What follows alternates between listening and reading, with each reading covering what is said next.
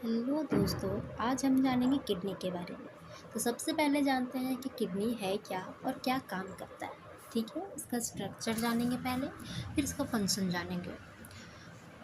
सबसे पहले किडनी जो है ये प्रेजेंट होता है कहाँ पे, हम लोग का पोस्टीरियर साइड का जो वॉल होता है, एब्डोमिनल वॉल, उस साइड प्रेजेंट होता है। मतलब लोग कहते हैं कि किडनी आगे है, बिल्कुल नहीं, किडनी पीछे होता है।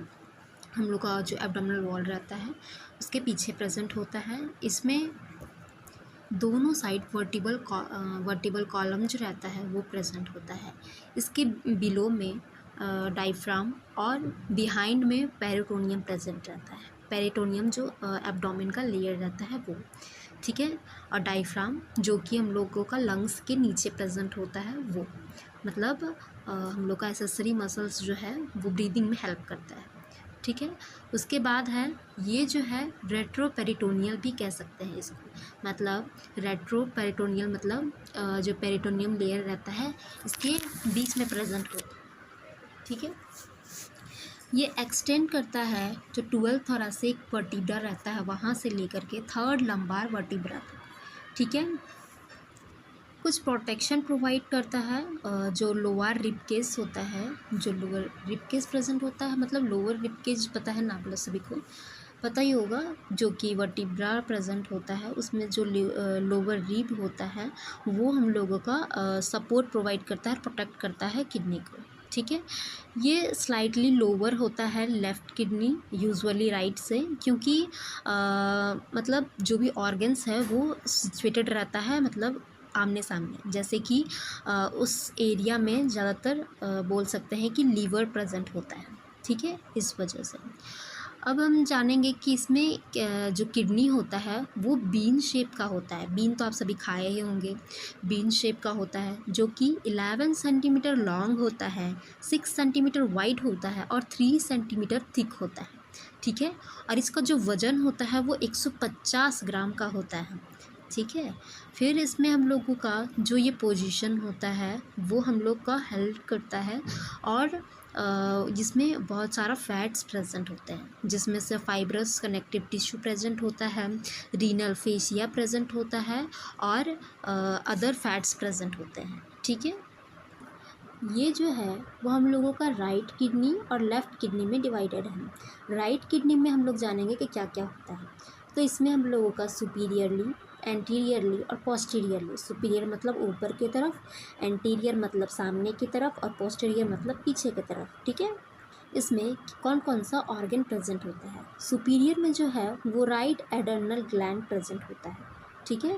एंटीरियर में राइट साइड का जो लोब होता है लीवर का वो होता है, फिर डिओडेनम होता है और hepatic flexure of the colon होता है, ठीक है। उसके बाद पोस्टीरियर में जो है वो डायफ्राम प्रेजेंट होता है, muscle of the posterior abdomen wall present होता है। अब है लेफ़्ट साइड का किडनी में, ठीक है। लेफ़्ट साइड का किडनी में भी हम लोग देखेंगे कि सुपीरियर, एंटीरियर और पोस्टीरियर में क्या क्या प्रेजेंट होता है। सुपीरियर में जो है वो लेफ़्ट एडर्नल ग्लैंड प्रेजेंट होता है, एंटीरियर में स्प्लीन होता है, स्टमक होता है, पैनक्रियाज होता है, जेजुनम होता है और स्प्लीनिक फ्लेक्सर होता है कोलोन का, ठीक है। उसके बाद है पोस्टीरियर। पोस्टीरियर में डायफ्राम प्रेजेंट होता है, muscle of the posterior abdominal wall present होता है, सेम, ठीक है। किडनी में जो है अगर इसका माइक्रोस्कोपिक स्ट्रक्चर देखें तो किडनी में जो हम लोगों का मिलियंस ऑफ नेफ्रॉन्स प्रेजेंट होते हैं, 1 to 2 मिलियंस प्रेजेंट होते हैं नेफ्रॉन्स, जो कि बहुत स्मॉलर नंबर में, मतलब कलेक्टिंग डक्ट उसमें प्रेजेंट होता है, जो कि यूरिन को ट्रांसपोर्ट करने में और उसको एक्सक्रीट आउट करने में हेल्प करता है, मतलब जो यूरिनरी सिस्टम होता है वो, ठीक है। इसमें जो है जो ट्रांसपोर्ट करता है डक्ट, मतलब यूरिन को जो ट्रांसपोर्ट कर रहा है डक्ट, वो पिरामिड ऑफ द कैल्कस में जा कर के यूरिन को पास करता है, फिर वो पिरामिड से होते हुए आगे की तरफ बढ़ता है, और जितना भी वहाँ का सपोर्टिव लिगामेंट्स प्रेजेंट होते हैं या फिर कनेक्टिव टिश्यू प्रेजेंट होता है, blood vessels, nerve vessels, lymph vessels, ये सब उसमें हेल्प करता है। नेफ्रॉन्स, अब हम जानते हैं नेफ्रॉन्स के बारे में।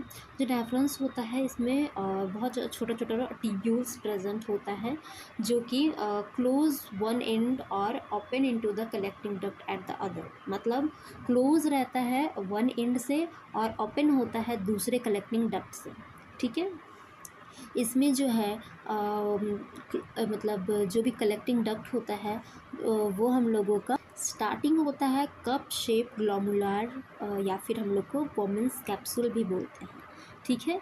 इसमें जो है coiled of tough capillaries present होता है। कैपिलरीज तो आप सभी को पता होगा, आर्टरीज और वेन जहाँ पे मीट करते हैं वहाँ छोटा छोटा टिनी कैपिलरीज प्रेजेंट होता है, जिसमें से ब्लड का सर्कुलेशन होता है और प्यूरिफाई यहीं से होता है। जो भी ब्लड जो आता है इसमें से जो बड़ा बड़ा अमाउंट में प्लाज्मास प्रेजेंट होता है वो यहीं पे रुक जाते हैं, जिसमें से जो अफरेंट आर्ट्रियोल या फिर अफरेंट आर्ट्रियोल्स तक तो आता है, लेकिन वापस होकर के चला जाता है इफरेंट आर्ट्रियोल्स, जो बड़ा बड़ा जो प्लाज्मास होता है वो सब, क्योंकि वो पास नहीं हो पाता है किडनी के द्वारा, मतलब जो ग्लोमुलर कैपिलरीज होता है उससे, ठीक है।